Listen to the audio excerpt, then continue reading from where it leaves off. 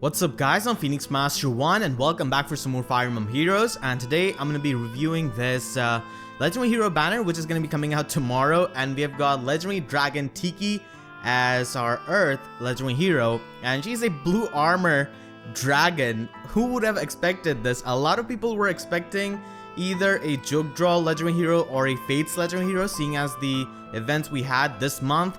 But Tiki came out of nowhere, and she's an armor unit out of all things, and her legendary effect gives +4 defense to the Earth Blessing units. Definitely really relevant for Arena, and if you're going to be running an Armor Emblem team, then +4 defense is definitely really nice. And I would have preferred if we got Adult Tiki as a legendary hero over Young Tiki, because Adult Tiki in the timeline of Awakening is actually a legend, so that would have definitely made sense than Young Tiki. But here she is with her smile. Her smile is so creepy. This is the face which you're going to be looking at after every time you lose your arena streak, because she is going to be an insane unit. So she's an armor unit, a dragon. So a lot of people have been expecting a Gen 2 armor trainee unit, so she could possibly have BST over 175, which hasn't really happened before. They could definitely give her something like 179 BST and give her like a super boon to head 180, which is definitely something which intelligence systems have done before for a lot of the 174 BST units. So I can see them doing this actually, and a lot of people have been saying that she might get the Gen 2 armor trainee bonus, so it's something that could happen. And here she is with her weapon. She has got Divine Mist. I guess Breath of Fog doesn't really represent Mist Breath from New Mystery of the Emblem, because it did have 1 to 2 range in that game, and Divine Mist does have that, so it's effective on dragons, has got distant counter, and does adaptive damage.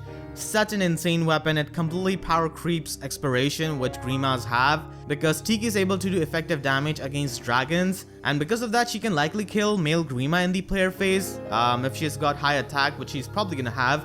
And then she's got Moonbow. This is really good with a breath skill, because you can pretty much proc this 2 times in a combat if the opponent doubles you, and there's a good chance that Tiki might be slow because she does have Bullfighter, and they're probably gonna be giving her stats in defenses and attack and dumping her speed most likely. And then she's got a new skill, Fierce Breath. This is basically a variant of Steady and Warding Breath, gives you +4 attack. Definitely not as useful defensively as those other breath skills. I can definitely see it being useful for some dragons who don't really have the highest attack, and it could definitely help you increase your ether healing damage. Not to mention you can also run this with 2 turn cooldown specials like Glimmer and Moonbow, and this gives you amazing burst damage output. And Legendary Eye can also run this, I guess, with Radiant Ether and Special Spiral for max ether damage on Retaliation. And on Lance units you can run Fierce Breath and Reprisal Lance for getting +10 attack in the enemy phase, which is definitely quite a lot. And then she's got Bullfighter, single most broken skill in the entire game, which basically ignores the speed stat of the armor units, which is their main weakness, and they're able to use this without any sort of drawback. So that's fun. I guess she can be a mixed phase unit right from the start, and you don't really have to invest much into her. And she's got her exclusive skill with everyone as the Slotsy skill. A pretty weird name, but I guess that's something that Tiki would say, especially Young Tiki. At start of turn, if she's beside an ally, then she will get +5 defense and +5 res buff, and those adjacent allies also get that. So it's the same condition as Ardent Service, which Bridal Marth has. It's the same activation condition, and it's super easy to do because she's an armor unit. If you're running her on an Armor Emblem team, they like to stick together, and if you're using her on a mixed team, then you can certainly use someone with guidance and pretty easily get this effect. A Slotsy skill which gives you defensive self-sufficiency and also these +5 defense and rest buff to other allies is definitely really insane, and this can be stacked up with Ward Armor if you're going to be running her on an Armor Emblem team, so she can be definitely annoying to face in Arena because of this. She's gonna be such a broken unit, especially if they give her the Gen 2 armor trainee BST thing, and she's gonna be having like the highest BST out of any unit in the game. But yeah, that's your legendary hero. Definitely one of the most insane legendary heroes and one of the best units in the game, and these are the units which are gonna be in the legendary banner. So first of all, we have got Jaffar. I love FE7 and I love Jaffar, but I cannot deny that he gets outclassed by Pain plus Razzle Dazzle healers. The healers can definitely avoid the counter attack from mages, just like Jaffar, and they can also avoid counter attacks from physical units, something Jaffar cannot do if you do not run Wind Sweep on him. And they also have the healing utility, which Jaffar does not have. The only slight advantage which Jaffar has got over them is that he can get the -7 defense and rest debuff with his dagger.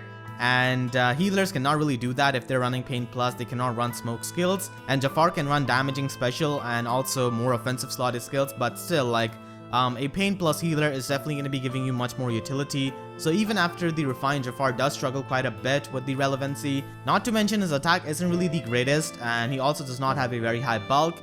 And if you want to get Life and Death 3, then you can just summon Soth at 4-star rarity. And if you're really desperate, you could definitely upgrade Hannah to 5-star for Life and Death 3. And that's why he's got 2 out of 5 fodder rating, even though Life and Death is really nice, but you do not really have to specifically summon on the colorless stone to get Life and Death 3. There are other ways of doing that. But still, I'm going to be trying to get a Jaffar. I really want to get a plus speed or a plus attack Jaffar. Really like him, want to build him up, but I've been unlucky with him. My first Jaffar was like minus attack, which I got after a long time. And then we have got Brave Ike. So Brave Ike is still a solid unit, even though his Bjork's Blessing has been a really outdated skill, but it's good for scoring, I guess. He has got high defense and high attack, and Arvan's damage reduction can be useful at times. And if you do get extra copies of Brave Ike, and if you want to fodder him off, then I would highly suggest you to wait a few weeks until Norian Dusk banner is over, because there's a really big chance of Silas getting demoted from that banner, and he will likely have steady stance at 4-star. So you could fodder him off for steady stance 1 and 2, and then inherit steady breath and ether, both of the premium skills from Brave Ike. And steady breath is such a coveted skill. It's an amazing defensive skill, so obviously he is a really good unit for fodder. And then we've got Micaiah on the banner. Micaiah has got a lot of banners in these past 2 months, it feels like. First she got the Dancer banner, then she also got the Bound to Battle banner, and I believe she was also on the Distant Defense banner, and now here she is. Micaiah recently has got some indirect buffs. Death Blow 4 is absolutely amazing on Micaiah, and Special Spiral with Glimmer is also really insane on Micaiah, because as you can see, she can even take out some of the green armor units at +10 merge, and this male Grima also has Warding Breath. So Death Blow 4 and Special Spiral with Glimmer is definitely her best build right now, and if you really like Micaiah, that's something you could go for. She has got 3 out of 5 fodder rating because Distant Defense is run much better as a Sacred Seal, and recently we got Garen, who can be promoted for Distant Defense, and Guard 3 is not a coveted skill. Drive Attack, I guess you could say that, but it does exist as a Sacred Seal, and you could probably use a 4-star Grumarth for Drive Attack. And Micaiah's Sacrifice is no longer special in terms of arena scoring, because we have got these Power Crept dual rally skills, so that's a rating. And then we have got Legendary Ike.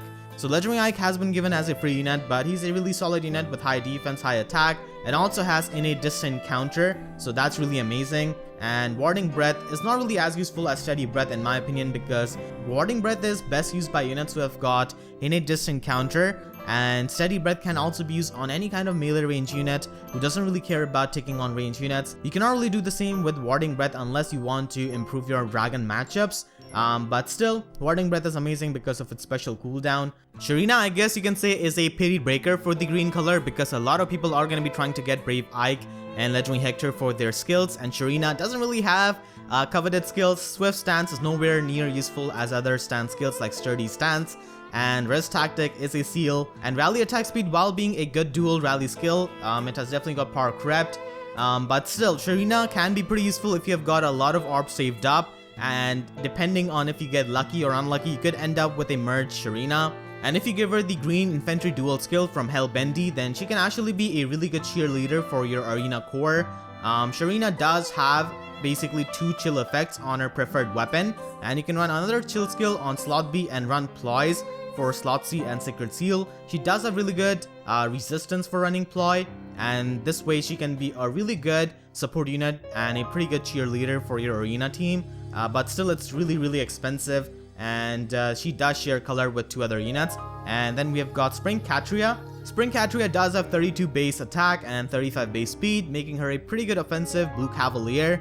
Not to mention, she can also provide utility with her preferred weapon, which is definitely nice. Chill Resistance is a rare skill, and only Ophelia has got this skill other than Catria, which definitely makes her a good fodder unit, amazing for a lot of the magical nukes. And she's pretty good offensively, gives nice utility. And then we've got Legendary Grima for the 5 millionth time, I think. It definitely has been such a long time that she's been appearing on these legendary banners. I think next month we might get a colorless unit. I forgot. It's either next month or next to next month.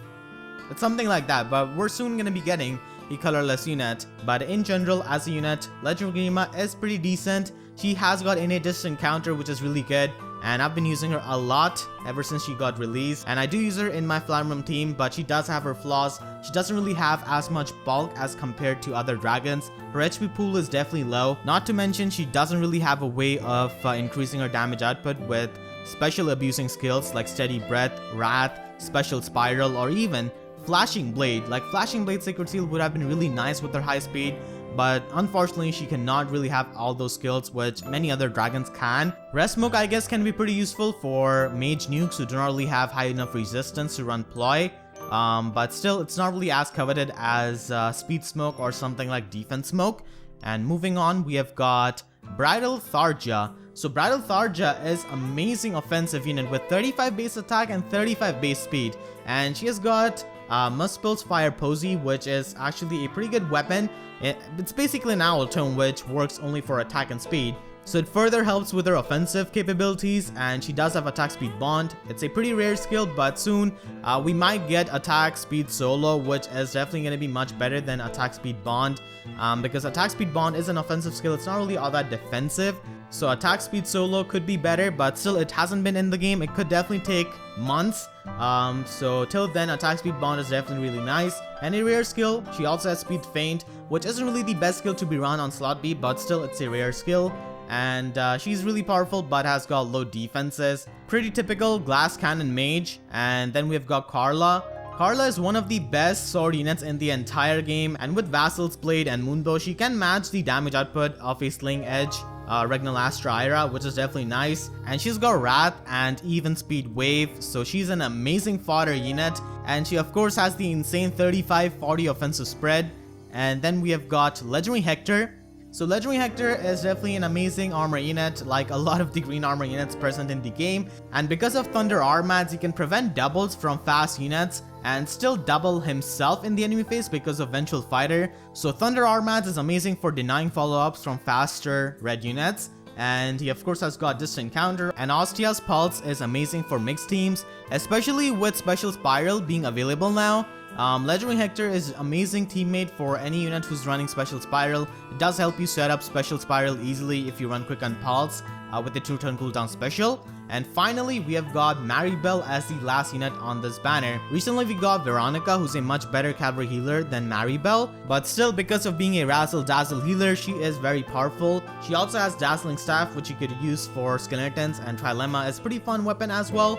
So those were the units on the Legendary banner, and now let's go over my final verdict. So this banner is actually a really powerful banner with a lot of strong units like Legendary Hector, Karla, and this new Tiki. And it also has a lot of rare skills, like you've got Bold Fighter, Steady Breath, Warding Breath, Wrath, Distant Counter on this banner, which is definitely amazing. Not to mention you also have Chill Resistance, Attack Speed Bond, and also Dazzling Staff, which are not really as useful as these other above skills, but still they are rare. And for the most part, all colors are pretty useful for summoning, and colorless is the weakest color on this banner, and only Maribelle is the most valued unit out of that. So that's something. And we're also going to be getting a Halloween banner next month, so if that's something which you look forward to, you could definitely try to save your hours for that. But this banner is honestly such a powerful banner if you're working on your merge project, and if you need some of these really strong skills for your merge project units, then you could definitely summon. Not to mention, this new Tiki is going to be such a busted unit. So overall, it's one of the better legendary banners that we have got so far, and it does have a lot of strong units and strong skills. So let me know in the comments if you're going to be summoning or not on this banner. And if you enjoyed this review, then please be sure to leave a like and share this video with your friends who want to summon on this legendary banner. And if you haven't already, then make sure to subscribe for more Fire Emblem Heroes content. And with that being said, I'll see you guys next time. Thank you so much for watching and have a great day.